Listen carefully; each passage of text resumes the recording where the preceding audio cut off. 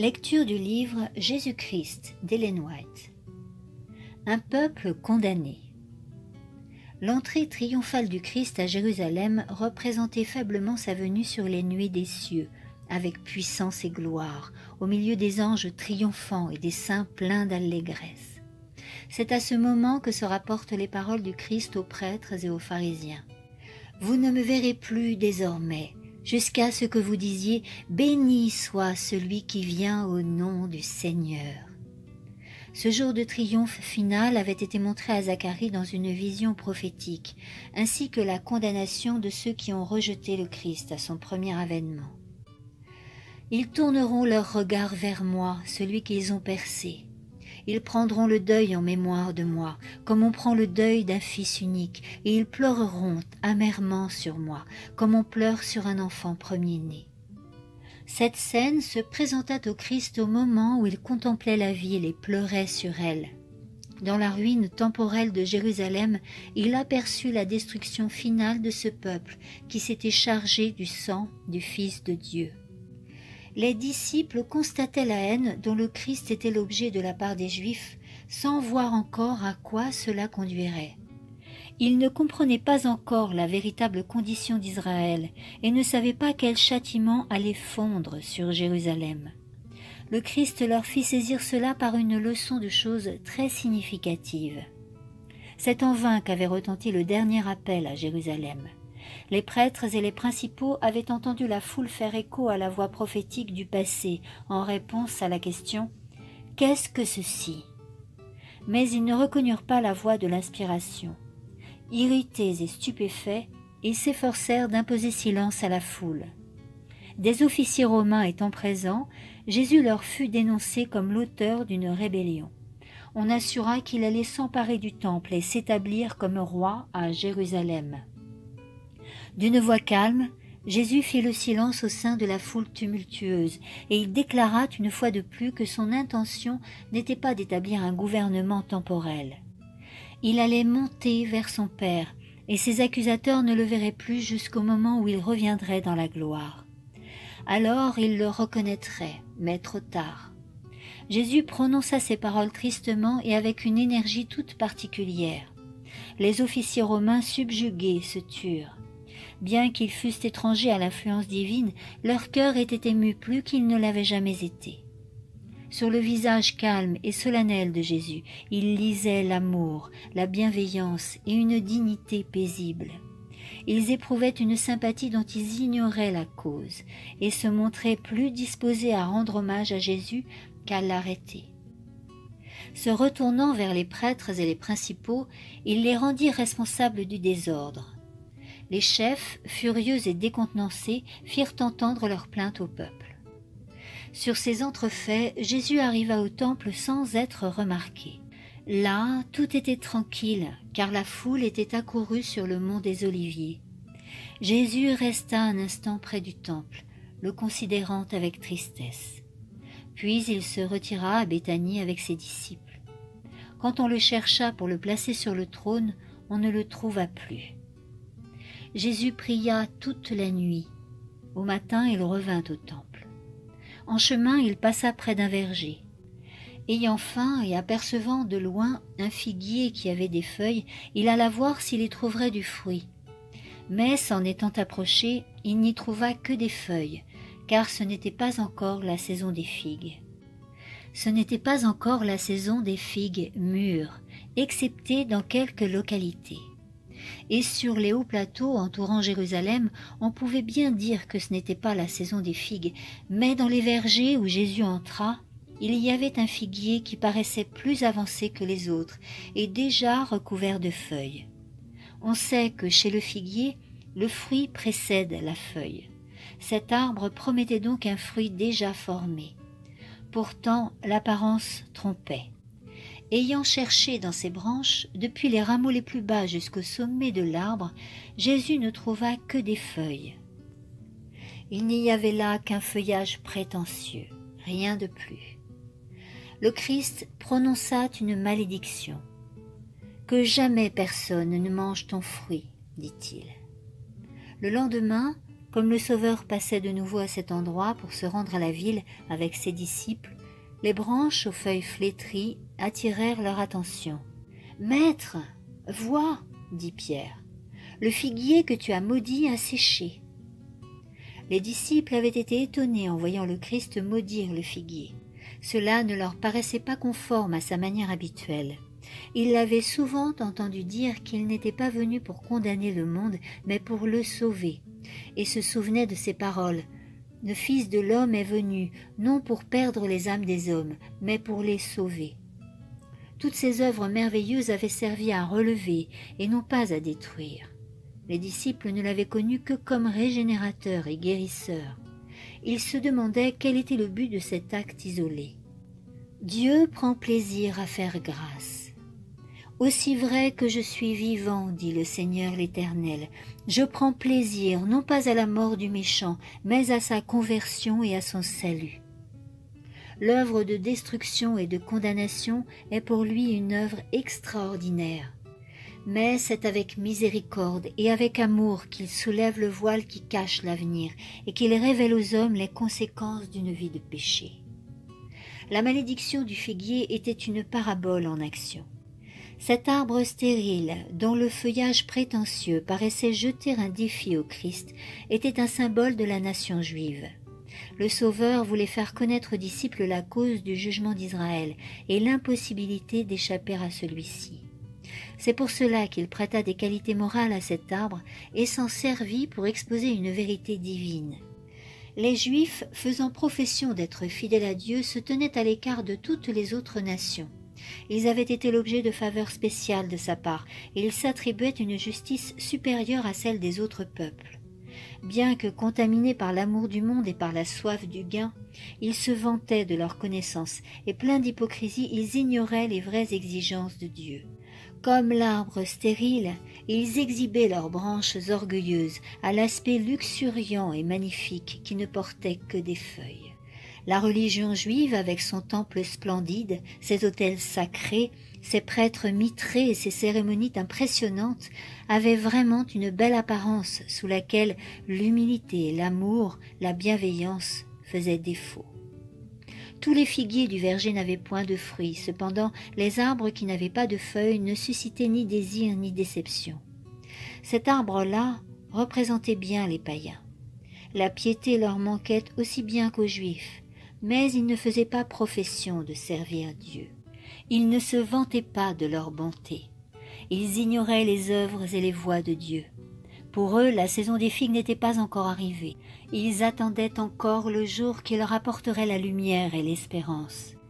Tandis que les Juifs, qui avaient reçu de Dieu de plus grandes bénédictions, devaient rendre compte du mauvais usage qu'ils avaient fait de ces dons.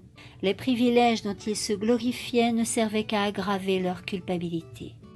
Jésus, ayant eu faim, s'était approché du figuier pour y chercher de la nourriture.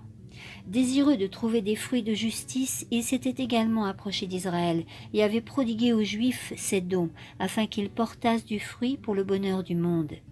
En retour des avantages qu'il leur avait accordés, il sollicitait leur amour et leur collaboration à l'œuvre de sa grâce. Il désirait voir en eux l'esprit de renoncement et de compassion, le zèle pour Dieu et l'ardent besoin de travailler au salut de leurs semblables. En observant la loi divine, ils eussent accompli la même œuvre désintéressée que le Christ. Malheureusement, l'orgueil étouffait en leur cœur l'amour pour Dieu et pour les hommes. En refusant de se mettre au service des autres et en ne communiquant pas au monde les trésors de vérité que Dieu leur avait confiés, ils allèrent au-devant de leur ruine. Et maintenant, ils pouvaient voir sur le figuier stérile l'image de leur propre péché et de leur châtiment. Flétris, les racines desséchées, foudroyés par la malédiction du Sauveur, le figuier annonçait ce que deviendrait le peuple juif quand la grâce de Dieu lui serait retirée. Pour avoir refusé de transmettre la bénédiction, ils cesseraient eux-mêmes d'en bénéficier. C'est ce qui t'a perdu, ô Israël. Cet avertissement est pour tous les temps.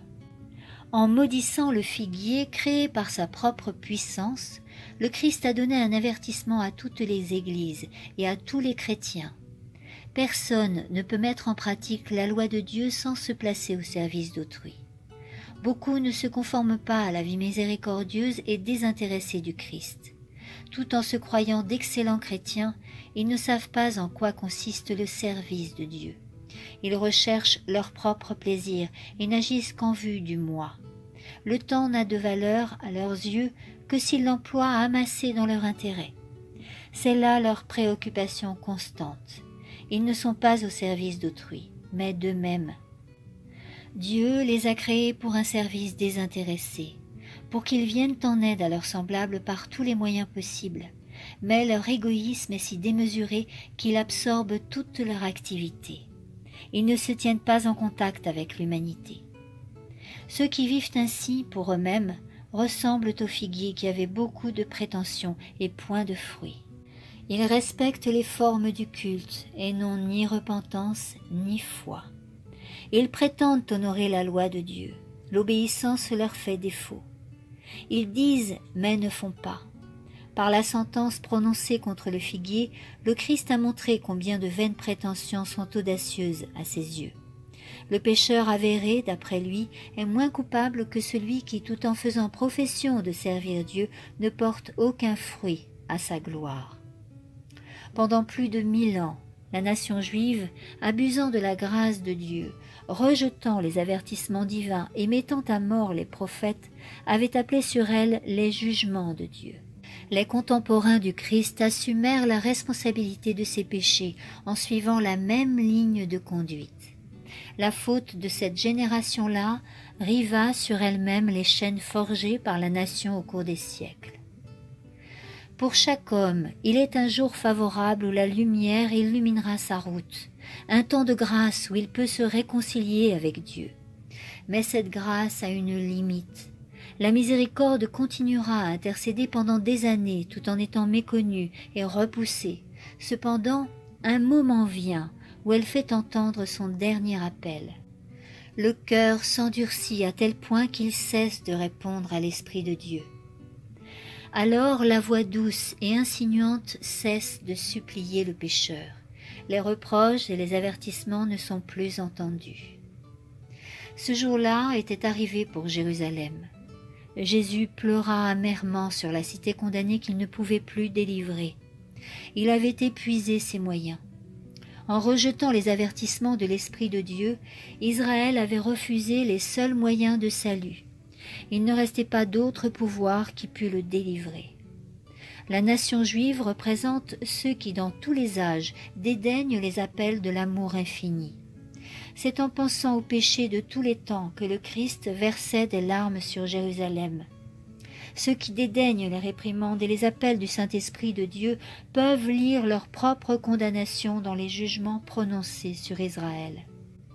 Il y en a beaucoup en notre génération qui, témoins des manifestations de la puissance de Dieu, suivent les traces des Juifs incrédules. Le Saint-Esprit a parlé à leur cœur. Néanmoins, ils résistent dans leur incrédulité, ne voulant pas confesser leurs erreurs. Ils repoussent le message et le messager. Les moyens mêmes que Dieu emploie pour les révéler deviennent pour eux une pierre d'achoppement. Les prophètes de Dieu qui mettaient en lumière les péchés cachés étaient l'objet de la haine de l'Israël apostat. Le roi Achab considérait Élie comme son ennemi parce que le prophète lui reprochait fidèlement les iniquités qu'il commettait en secret. De même, actuellement, le serviteur du Christ qui censure le péché s'attire le dédain et les railleries. La vérité biblique, la religion du Christ doit lutter contre un fort courant d'impureté morale. Le préjugé est même plus puissant dans les cœurs aujourd'hui qu'au temps du Christ. Jésus n'a pas répondu à l'attente des hommes. Sa vie condamnait leurs péchés. C'est pourquoi ils l'ont rejeté. De nos jours, la vérité de la parole de Dieu ne s'accorde pas davantage avec les agissements et avec les inclinations naturelles des hommes. Des milliers refusent sa lumière. Poussés par Satan, des hommes jettent le doute sur la parole de Dieu et préfèrent exercer leur propre jugement d'une manière indépendante. C'est au péril de leur âme qu'ils préfèrent les ténèbres à la lumière. Ceux qui ergotaient au sujet des paroles du Christ trouvèrent toujours de nouvelles raisons d'ergoter, et ils finirent par se détourner de la vérité et de la vie. Il en est de même aujourd'hui. Dieu n'a pas l'intention de supprimer toutes les objections qu'un cœur charnel peut opposer à sa vérité. Les mystères de la parole de Dieu resteront toujours cachés aux yeux de ceux qui refusent les précieux rayons de lumière qui dissiperaient les ténèbres. Ils marchent en aveugles, sans apercevoir la ruine qui les attend. Du haut de la colline des Oliviers, le regard du Christ embrassait le monde à travers tous les âges. Ces paroles s'appliquent à toute âme qui ne tient pas compte des appels de la grâce divine. C'est à vous qu'il s'adresse aujourd'hui, à vous qui dédaignez son amour. Tu devrais, toi aussi, connaître les choses qui pourraient te donner la paix. Le Christ répand des larmes amères pour vous qui ne pleurez pas sur vous-même. Déjà se manifeste en vous ce fatal endurcissement du cœur qui amena la ruine des pharisiens. Chaque manifestation de la grâce de Dieu, chaque rayon de lumière divine ont nécessairement pour effet ou bien d'attendrir ou de subjuguer l'âme, ou alors de la confirmer dans une impénitence sans remède. Le Christ prévoyait que Jérusalem resterait obstinée et impénitente. Cependant, toutes les conséquences du rejet de la grâce la guettaient à la porte. Il en sera ainsi de toute âme qui suit la même voie. Le Seigneur déclare « Ce qui t'a perdu, ô Israël, c'est que tu t'es révolté contre moi. Terre, écoute, je vais faire venir sur ce peuple le malheur, fruit de sa conduite, parce qu'il n'a pas été attentif à mes paroles et qu'il a rejeté ma loi. » Suite de la lecture dans le prochain audio intitulé « Le temple purifié à nouveau ». Et si cette lecture vous a plu, n'hésitez pas à liker le petit pouce qui pointe vers le ciel et à partager.